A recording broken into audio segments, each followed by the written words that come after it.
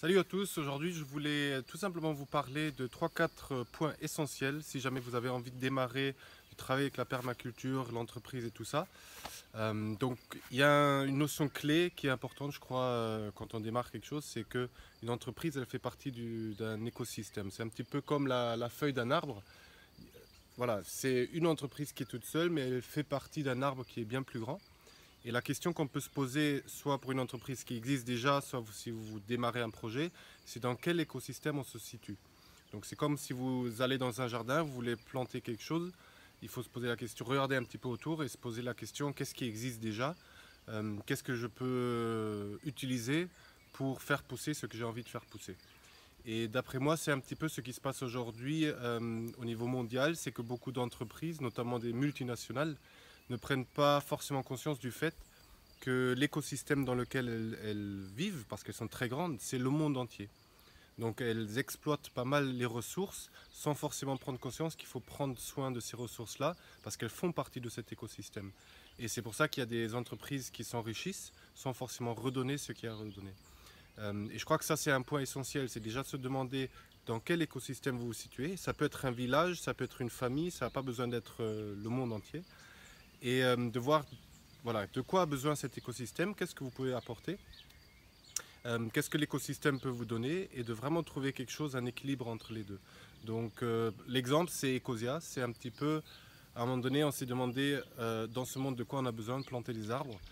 Et le fait de donner 80% des bénéfices, c'est tout simplement un moyen de redonner à l'écosystème qui nous fait vivre avec nos salaires, avec voilà. Donc ça c'est un point vraiment important d'après moi pour démarrer un projet avec la permaculture, c'est de voir quel est l'écosystème dans lequel on est, de quoi il a besoin et qu'est-ce qu'on peut lui donner pour que tout ça fonctionne bien. Donc la deuxième chose qui me semble vraiment importante quand on démarre un projet en permaculture avec l'entreprise, c'est de se demander qu'est-ce qu'on peut utiliser qui existe déjà, qu'est-ce qu'on peut recycler en fait. Il y a tellement de choses qui traînent un peu partout qu'on peut utiliser pour faire de belles choses. Donc par exemple les palettes, si vous saviez tout ce qu'on peut faire avec des palettes, alors c'est vrai qu'à Berlin, moi j'ai mon lit, j'ai l'étagère, tout est en palettes. Parce que c'est tout simplement des choses qui sont souvent jetées ou pas utilisées et on peut faire plein de choses avec, que ce soit dans le jardin, à la maison. Et c'est un petit peu ça l'idée dans la permaculture, c'est vraiment d'utiliser un maximum des choses qui existent déjà. Chez Ecosia, on n'a rien fait d'autre. C'est-à-dire au lieu de recréer un moteur de recherche avec toute l'infrastructure qui va derrière et tout aussi l'impact écologique que ça serait, ben on s'est dit est-ce qu'il n'y a pas un moteur de recherche qui existe déjà, qui est prêt à se laisser recycler si on veut dire, sans que ce soit négatif. Alors c'est vrai que Google avait accepté et ça a tellement bien marché qu'au bout de 4 jours ils ont arrêté le partenariat. Donc on ne connaît pas forcément les raisons. Et du coup on s'est associé avec Bing. Et donc on pourrait dire qu'on a un petit peu recyclé Bing, on a y a mis une autre forme, une autre couleur en plantant des arbres avec nos revenus. Et c'est rien d'autre que d'utiliser une vieille palette qui est à un moment donné une palette et on la réutilise et on la transforme en un lit. Voilà, et donc ça c'est vraiment un truc chouette à faire, donc n'hésitez pas à recycler, à aller voir s'il y a des projets qui existent déjà, où vous pouvez tout simplement aider ces projets à évoluer. Il y a tellement d'initiatives magnifiques dans les villages, dans les villes, et on n'a pas toujours besoin de tout recréer. Moi je crois qu'on est un petit peu dans cette dynamique de vouloir créer son entreprise. Voilà, il y a beaucoup d'ego là-dedans et c'est voilà, si on a envie, pourquoi pas. Mais moi je crois aussi qu'il y a beaucoup d'initiatives qui ont tout simplement besoin que des gens comme vous s'engagent avec elles et les aident à progresser. Voilà, donc n'hésitez pas à recycler, à réutiliser. On peut faire de magnifiques choses avec.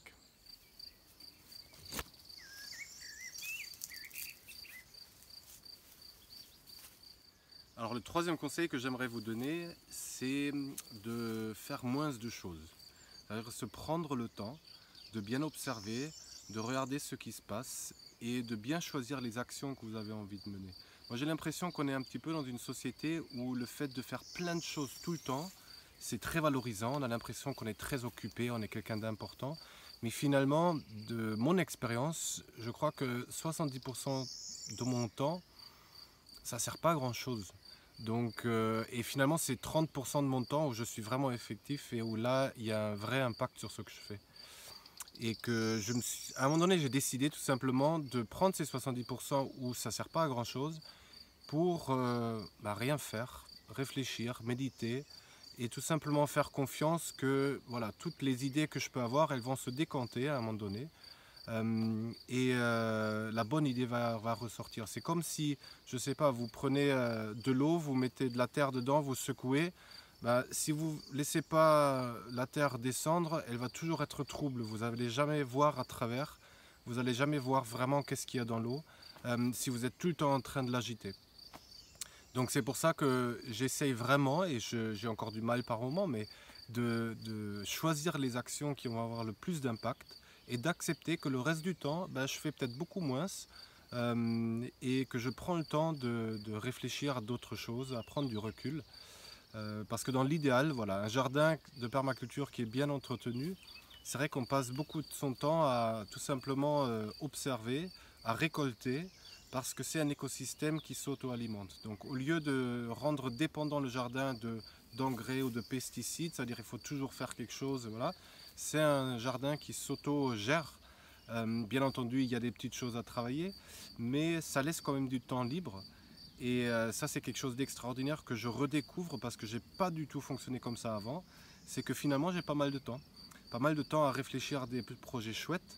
Et je dirais le plus dur, c'est d'accepter ça et de aussi de l'expliquer un petit peu à mes collègues pourquoi par moments je suis pas si stressé et qu'il y a des moments où je suis disponible alors que voilà, il y a aussi quand même ce côté de il faut toujours faire plein de trucs. Donc soyez patient, profitez de la vie et laissez tout simplement venir les bonnes idées à vous et faites confiance qu'au moment où vous aurez besoin de quelque chose, la vie va vous le proposer. Donc pour résumer, il y a trois choses vraiment importantes. C'est d'un, vous faites partie d'un écosystème, vous n'êtes pas seul. Il y a plein de gens, que vous soyez manager ou créateur d'entreprise, il y a plein de gens autour de vous qui se posent les mêmes questions. Donc n'hésitez pas à aller les voir, n'hésitez pas à échanger et à vous inspirer de ces gens parce qu'ils sont magnifiques. Donc deuxième chose, recycler. Il y a plein de choses dans votre jardin autour de vous qui peuvent être utilisées pour créer quoi que ce soit que vous voulez créer. Et au lieu de jeter ou de vous en débarrasser, essayez de le recycler. Troisièmement, prenez le temps pour écouter qu'est-ce qui est vraiment juste pour vous. Ne vous laissez pas emballer par 10 000 idées. Voilà, il y a des idées qui viennent. Moi, j'utilise beaucoup la méditation pour ça, tout simplement pour trouver l'idée juste qui va vous convenir. Et la dernière chose, j'avais oublié de vous le dire, mais c'est peut-être la chose la plus importante, c'est tout simplement, n'oubliez jamais de prendre du plaisir dans ce que vous faites. Voilà, rigolez un petit peu. Il y a peut-être des urgences dans ce monde, mais la vraie urgence, c'est que on change d'énergie. Donc si vous vous laissez prendre par la peur, les doutes, voilà, finalement on ne change pas grand-chose. Faites-le avec plaisir et c'est le meilleur indicateur pour vous dire si vous êtes sur la bonne voie. Donc amusez-vous, souriez, prenez du plaisir dans ce que vous faites et vous allez voir, votre projet, il va être magnifique. Allez, à la prochaine fois.